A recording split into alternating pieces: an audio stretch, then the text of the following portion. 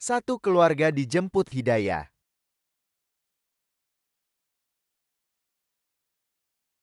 Wabarakatuh. Perkenalkan, nama saya Clara Rohailawati. Saya lahir dan besar sebagai Katolik yang taat. Sekarang usia 55 tahun. Alhamdulillah saya terpanggil sebagai mu'alaf. Alhamdulillah juga anak saya sudah semuanya menjadi mu'alaf. Terakhir anak gadis saya Januari kemarin sudah mu'alaf. Anak saya semuanya mu'alaf, tiga orang mu'alaf semua. Ada anak angkat saya satu juga sudah mu'alaf, alhamdulillah. Dan sebenarnya saya memang lahir dari keluarga besar Katolik ya. Saya lahir besar jadi Katolik dan saya menikah secara Katolik. Pernah bekerja di Yayasan Katolik sebagai guru SLB. Saya memegang anak-anak autis, anak segala macam anak-anak yang bermasalah. Setelah saya berpisah karena ada dengan suami ada masalah lah dengan rumah tangga saya. Cukup saya yang tahu dengan Allah ya. Jadi saya memutuskan saya pulang ke kampung. Saya pulang kampung bersama anak-anak saya semua. Saat itu anak saya yang dua bersekolah di Surabaya. Bersekolah di Surabaya, dia menuntut ilmu di sana, ikut dari keluarga ayahnya di sana. Akhirnya saya sama yang kecil yang anak saya yang sekarang umur 11 tahun. Jadi mu'alaf. Jadi saya tinggal di kampung itu, di rumah saya, depan rumah saya itu masjid besar. Jadi saya saat itu saya memang suka nulis, suka jadi penulis gitu. Dulu saya penulis waktu SMA, penulis gitu. Terus entah bagaimana ya, setiap malam saya main laptop, masih laptop saya main. Gitu. Terus sampai setiap malam saya dengar suara tadarus atau apa tuh kalau pengajian di itu. Adem banget ya. Saat itu tuh anak saya laki-laki tuh datang dari Jakarta. Dari Jakarta dia. Terus dia lagi main laptop, saya main laptop. Gitu. Terus saya bilang, suatu saat saya bilang sama anak saya, "Bang, kok dengar suara itu ngaji di masjid kok adem banget ya Bang?" gitu. "Ih, Mama nih ngomong apa sih?" gitu anak saya gitu, sempat gitu. "Enggak Bang, coba deh Bang, dengerin deh Bang." "Ya Mama merasa adem." "Iya." gitu. Terus saya tuh udah gitu. Terus besok malamnya lagi saya cerita lagi sama anak saya seperti itu ya Mas. "Bang, boleh nggak kalau Mama memutuskan menjadi Islam, masuk Islam?" gitu. Terus anak saya bilang, "Ya Mah, terserah Mama. Karena sorga dan neraka kita cari masing-masing Mah." Gitu. Karena Mama yang memutuskan, Mama yang harus mencari sorga dan neraka sendiri. Gitu. Kalau Mama tidak menjalani, Mama akan masuk neraka. Tapi kalau Mama menjalani, Mama akan menjadi ahli surga. Katanya. Padahal saat itu anak saya masih Katolik, ya masih Katolik. Terus saya bilang, "Boleh Bang." "Boleh Mah, itu pilihan Mama, silahkan." Tapi Mama tidak untuk menikahkan anak saya, ngomong gitu. Saya bilang, "Enggak, Mama enggak menikah. Menikah dengan siapa? Mama sedangkan Mama tidak punya pasangan." Gitu kan. Terus anak saya bilang, "Ya terserah Mama." Akhirnya saya memutuskan, saya ceritalah sama teman saya di sana di kampung. Menjadi orang Islam itu susah nggak sih gitu? "Gampang kok," kata. "Gampangnya seperti apa?" "Kamu tahu nggak syahadat?" "Nggak tahu," saya bilang. "Kalau syahadatnya saya tahu," saya bilang. "Kalau syahadatnya orang Islam saya kan nggak tahu. Saya lahir besar jadi Katolik, saya tidak tahu sama sekali. Huruf satu pun, huruf Arab pun saya tidak tahu. Gitu. Sampai sekarang pun saya memang belum tahu. Ayo saya antar ke kantor agama, ke urusan agama gitu. Karena di situ ada Pak Kiainya. Akhirnya saya nyebranglah ke depan rumah saya sama teman saya. Sampai saya dibilang begini, "Yakin Ibu," gitu. Saya di situ disambut baik gitu. Terus "Yakin Ibu?" "Udah yakin bener." "Saya sih yakin," gitu. Terus tapi dia belum ngasih saya benar ya besok, tidak. Karena apa? Karena mereka tahu saya Katolik yang taat banget saya. Terus terang waktu Katolik saya taat minta ampun. Apapun saya sering mimpin doa, saya sering mendoakan orang-orang kalau ada orang kematian, doa-doa bersama lingkungan saya selalu ikut. Saya juga aktif banget di gereja, aktif di KOR saya aktif, pokoknya kegiatan-kegiatan saya aktif semua. Di sekolah pun saya gitu aktif untuk kegiatan gereja gitu.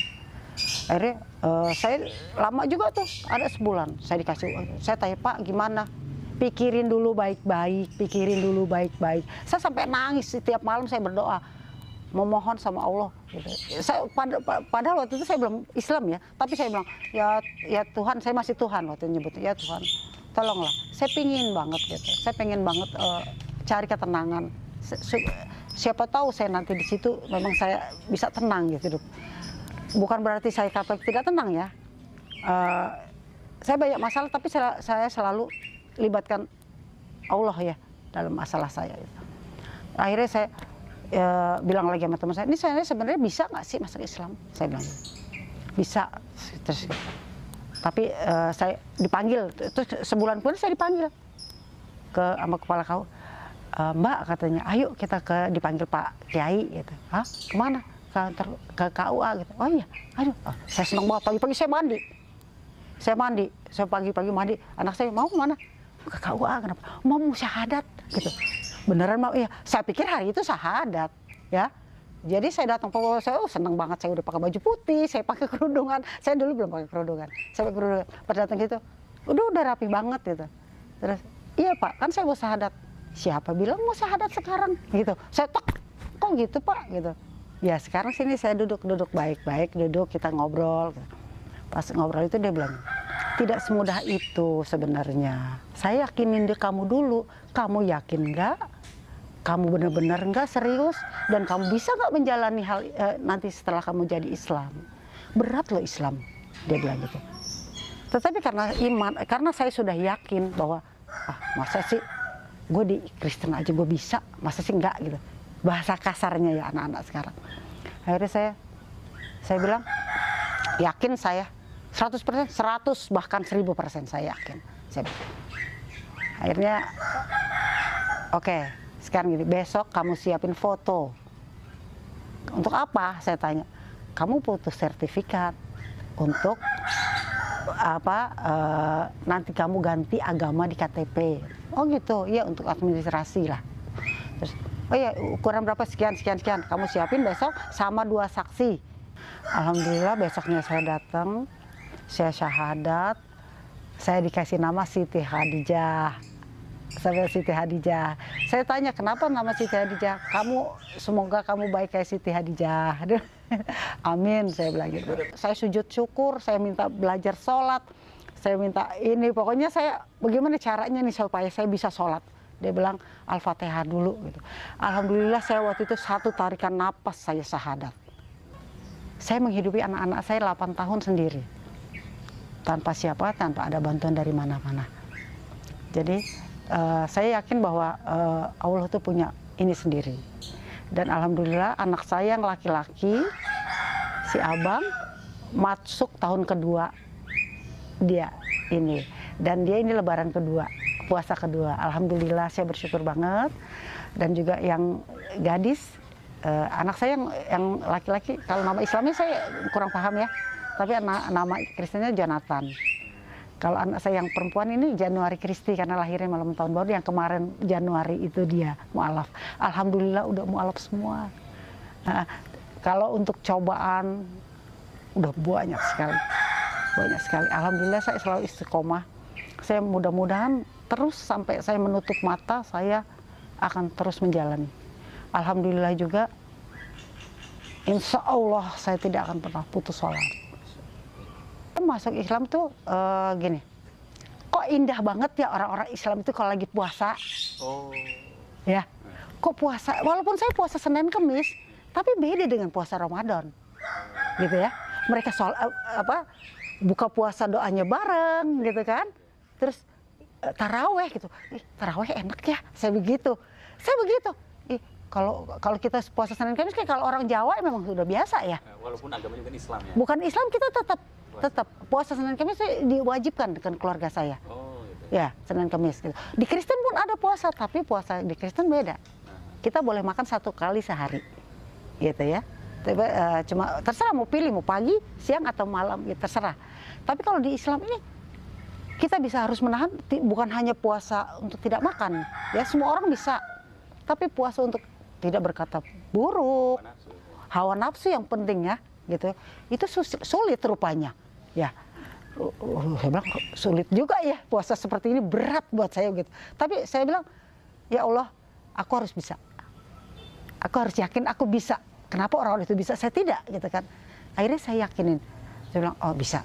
Terus anak-anak saya juga sebelum dia masuk Islam, memutuskan Islam, saya tanya, nak berat loh nak, terutama berat pertama kali kamu puasa, itu cobaannya berat banget, kamu nggak boleh marah, marah sedikitnya kamu batal, lebih baik kamu minum, gitu kan. Insya Allah mah enggak. Ya udah, akhirnya dia memutuskan untuk Islam. Oke, saya senang banget, saya bersyukur bahwa itu doa saya setiap malam, setiap tahajud, saya doa semoga anak saya dapat hidayah. Alhamdulillah anak saya sudah dapat hidayah semua. Sampai yang cewek ini, yang ini pas memutuskan, saya tanya, mah aku syahadat dong mah, syahadat kenapa? Emang kakak ada apa? Kok mau syahadat? Tadi, aku kan pengen ibadah bareng mama, bareng abang gitu. Aku lihat mama tekun sekarang gitu. Tapi mau nggak setekun yang kamu lihat gitu. Ya tapi kan mama kan sholat terus aja, aku diliatin, ya mama enak ya gitu. Aku pengen belajar sholat gitu. Tapi ya alhamdulillah dia baru bisa Al-Fatihah ya, baru bisa Al-Fatihah karena baru kemarin. Tapi untuk bacaan-bacaan yang lain, dia suka tanya, mah ini baca ini apa sih mah, baca ini apa gitu. Yang mama ajak masuk Islam adek, kenapa?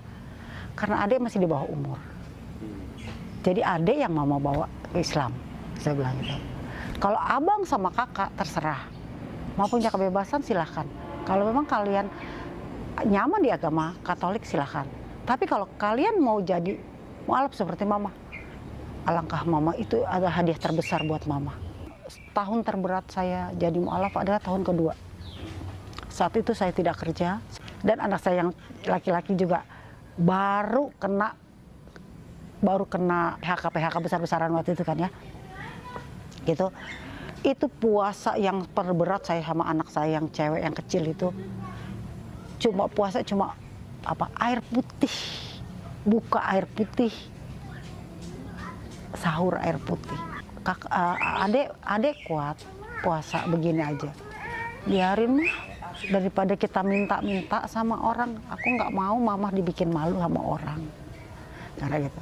Saya bilang, ya Allah. Terus saya nangis, ya Allah, beginikah memang beratnya jadi mualaf. Saya bilang. Tapi di situ saya tidak jadi saya kendor gitu. Oh, gue balik lagi. Tawaran banyak sekali.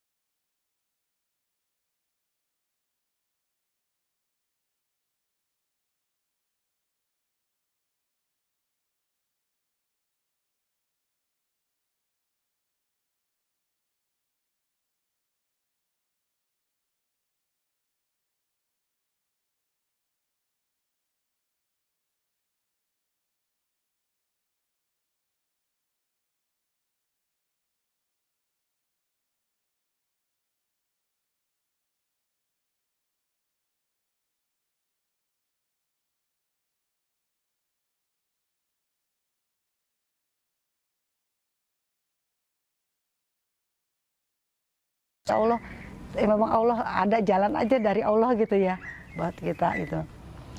Ya udah, saya akhirnya apa namanya, saya jalani puasa dengan baik dan anak saya juga gitu. Terus untuk saya bilang jangan mikir baju lebaran, ada aja rezeki dari Allah, ada aja ngebeliin dia baju lebaran gitu. Saya tidak minta saat itu, benar-benar saya lagi memang keadaan saya lagi, saya terus terang orang yang terlalu, bukan terlalu, saya orang yang tidak suka saya ngobrol sana sini hanya untuk membicarakan orang lain, tidak juga begitu. Dan anak-anak saya juga sama. Kesan sekarang ada yang saya paling bersyukur dan berkesan benar, kita bisa sahur, bisa buka bersama. Itu adalah hal, aduh benar-benar aduh luar biasa deh buat saya ya. Buat saya itu luar biasa. Nggak tahu untuk orang. Kalau buat saya, walaupun cuma sedikit makanan yang kita siapkan, terus mereka makan dengan Alhamdulillah mah, Allahumma lakal sumtu gitu. Mereka baca Allahumma lakal sumtu, aduh ya Allah adem. Saya suka banget, saya seneng banget itu. Ya Allah, saya bilang ini adalah hadiah terbesar buat saya bilang gitu. Saya sampai merinding. Gitu. Kalau untuk keluarga besar sih, keluarga besar dari saya sih it's okay ya. Semuanya senang karena kita emang keluarga besar saya udah mualaf semua. Alhamdulillah udah mualaf semua. Yang memang tidak mualaf memang bapak saya. Bapak saya waktu meninggal masih Kristen. Kalau ibu saya udah mualaf. Dan semua keluarga saya juga, kakak saya udah mualaf. Adik saya yang sebelum meninggal juga udah mualaf. Waktu menikah langsung mualaf. Adik-adik saya semua mualaf. Jadi terakhir yang di keluarga saya yang terakhir mualaf adalah saya. Saya mualaf terakhir. Alhamdulillah. Tapi bapak saya memang tidak. Karena dia kuat agamanya juga, di Kristen bukan Katolik. Terus tentangan dari keluarga suami saya, mantan. Sampai sekarang pun saya kan sudah dikucilkan. Saya dikucilkan, anak-anak saya juga makanya nggak mau ke sana. Karena mereka kan memang keluarga besarnya Kristen semua. Saya punya teman, jadi ayah dia sama ayah saya satu kantor dulu di kantor Berita Antara. Ya. Jadi itu kita berteman sampai sekarang, Mas Yuyun namanya. Ada rumahnya di Jagakarsa. Dia selalu kasih pandangan saya. Begitu saya masuk Islam, begitu dia mualaf, senang minta ampun dia. Lah, aduh lah, Mas senang banget lah kamu masuk Islam. Mualaf, Mas doain tiap malam kamu. Mas doain gitu. Ya, kita bersahabat. Akhirnya itu, lah, kamu kan sekarang udah mualaf. Kamu kan lihat teroris sekarang, kebanyakan Islamnya. Terus saya bilang, kalau saya gini Mas sekarang, kan nggak semuanya orang Islam jelek. Kristen emang semuanya baik? Enggak juga. Kristen pun banyak yang jelek, saya bilang. Suku, katanya suku ini begini orangnya. Enggak semuanya juga seperti itu. Jadi saya ambil, kenapa? Saya ambil Islam itu yang baiknya. Ajaran yang jelek saya buang, saya ambil yang bagusnya. Jadi saya semakin kesini bukannya saya semakin membenci, justru saya semakin mencintai. Saya semakin mencintai Islam, mencintai orang-orang yang memang benar-benar, aduh deh, pengen lah saya pakai gitu, aduh pengen cadar. Cuma saya belum sampai ke sana. Kalau saya meyakinkan bahwa Yesus itu bukan Tuhan begini. Sekarang Yesus itu tidak bisa menciptakan, ya. Dia hanya menggenapi. Saya bilang, dia hanya menggenapi hukum yang ada di Alkitab, ya kan? Tapi kalau Allah tuh menciptakan dan dia yang memberi bahwa perintah ke nabi ini bahwa kamu harus seperti ini, seperti ini, seperti ini. Jadi Yesus tuh hanya nabi, saya bilang begitu. Saya yakin Yesus tuh hanya nabi karena Nabi Isa. Memang saya juga tahu bahwa Nabi Isa akan datang nanti di akhir zaman. Saya tahu itu. Ada, memang di Al-Quran pun ada, di Alkitab apalagi. Kalau di Alkitab di blow up bahwa Yesus. Nah, maka kalian yakin bahwa Yesus itu Tuhan. Sebenarnya Yesus bukan Tuhan. Yang Tuhan, kita menyebut Allah Bapa. Itu Allah itu Allah. Itu dia menciptakan Yesus. Saya bilang begitu. Saya selalu menjelaskan seperti itu. Saya akan menjelaskan seperti itu. Terserah kalau dia memang nanti ya udah ayo kita bahas. Kalau saya gitu. Saya kalau sama orang yang ngeyel seperti itu, saya berani karena saya tahu, itu aja.